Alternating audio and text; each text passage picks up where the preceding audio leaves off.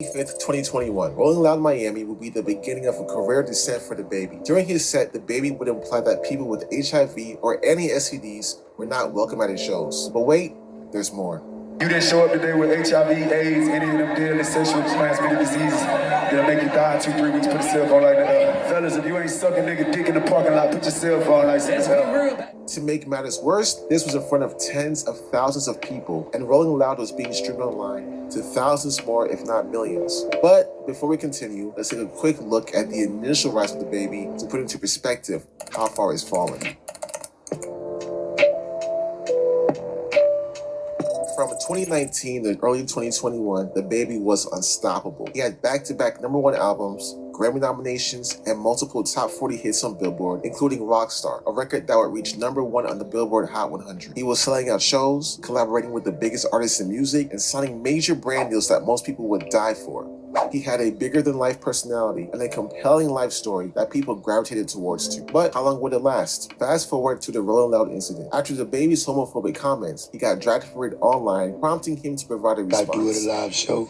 It's for the audience at the live show. It'll never translate correctly to somebody looking at a little 5-6 second clip from their goddamn crib on their phone. It just don't work like that. Like me and all my fans at the show, the gay ones and the straight ones, we turn the fuck up. Shortly after, celebrities like Elton John, Demi Lovato, and Dua Lipa were condemning Dababy, stating on Instagram, "I'm surprised and horrified at Dababy's comments," wrote Lipa on her Instagram story. "I really don't recognize this as the person I worked with." This will lead to Dua Lipa taking Dababy off of the Levitating remix, which at the time was one of the biggest songs in the entire world. To make matters worse, all the controversy led to major music festivals and brands dropping Dababy entirely. Fashion brand Boohoo publicly ended their relationship with him. Lollapalooza dropped him from the lineup on the very last day of the festival. The Governor's Ball Music Festival announced Dababy would not be performing as part of their lineup. UK event Parklife cut him from the roster, though the rapper's team claims that decision was made months before Rolling Loud, and the team behind Day in Vegas replaced his set list with that of Roddy Ricch. With his career falling before his eyes,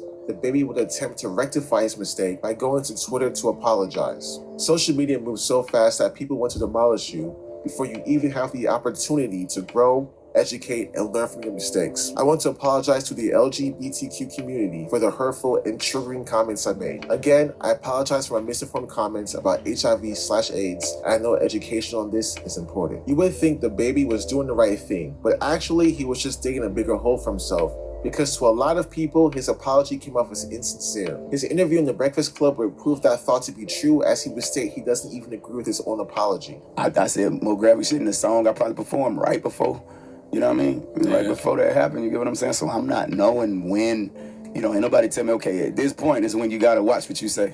Mm-hmm. You know what I mean? It's not something that's taught, you know what Dababy also implied he didn't know his comments at Rolling Loud would affect his career negatively because 1, he said way more graphic stuff in songs, and 2, no one told him when you get to this level, you need to watch what you say.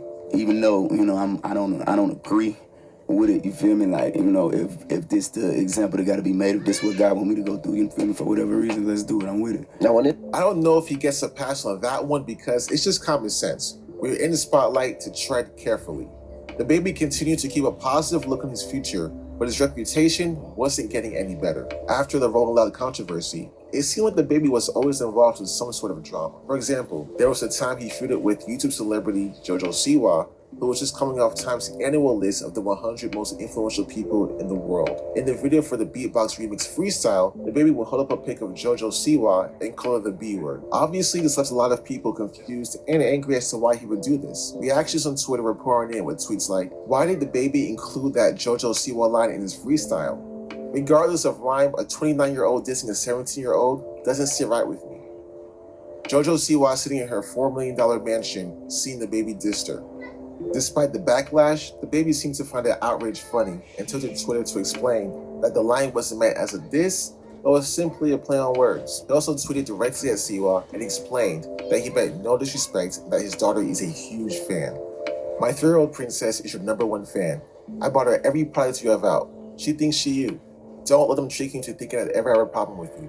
I wear pledges went over their heads. All over my end, shorty. Keep shining." In another viral clip, Dababy has an awkward moment when he tried to kiss a fan and she wouldn't let him.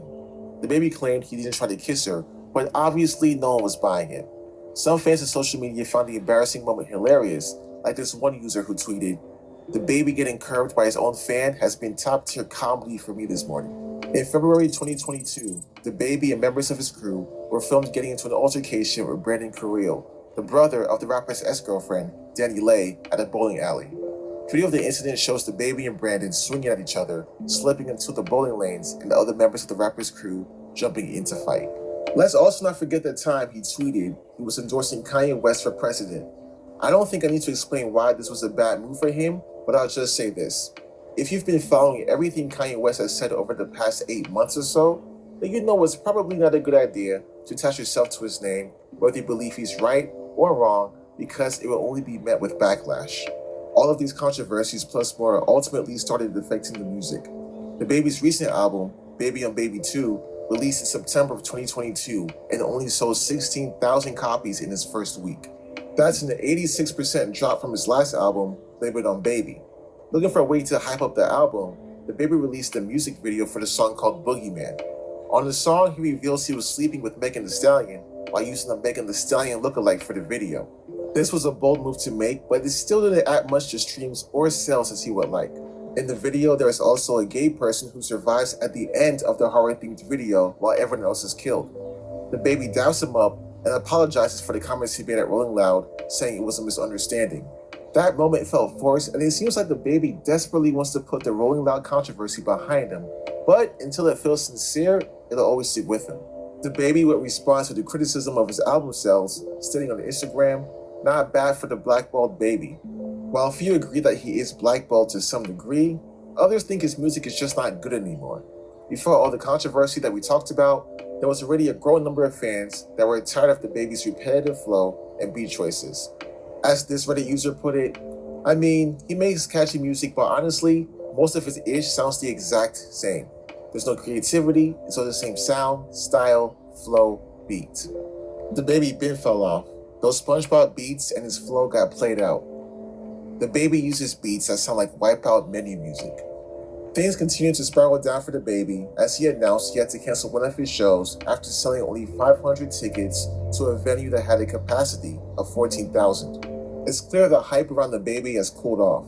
Do I think he can bounce back and have a resurgence? Yeah. The Baby is a talented rapper with a very solid body of work so far. He just needs to evolve musically, and if he can keep his mouth closed on certain topics and learns that forgiveness comes when the actions speak louder than words, then he has a chance of redemption.